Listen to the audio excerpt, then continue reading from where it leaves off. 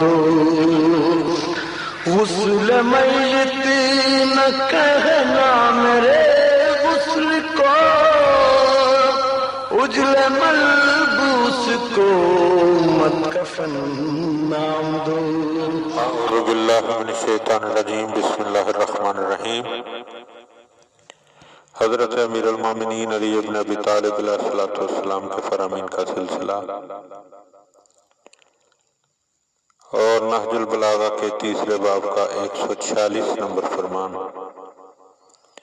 آپ صاحبان کی خدمت میں ہدیہ ہے. وقال علیہ السلام، آپ علیہ السلام نے ارشاد فرمایا، سوسو ایمانکم بالصدقۃ،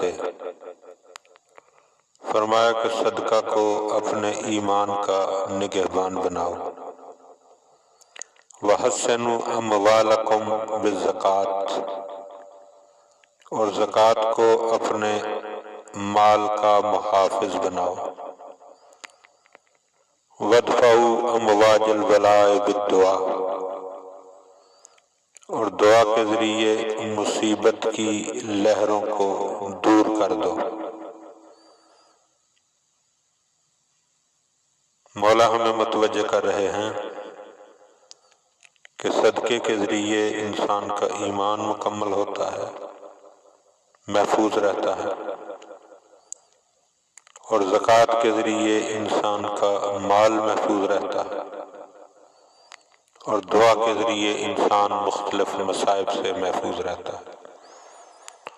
دعا ہے کہ خداوند عالم ہمیں ان باتوں کو سمجھنے اور ان پر عمل کرنے کی توفیق عطا فرمائے. اللہم صلی علی محمد و آل. جبرائیل اور قمبر پہ کیا منحصر در تیرا چھوڑ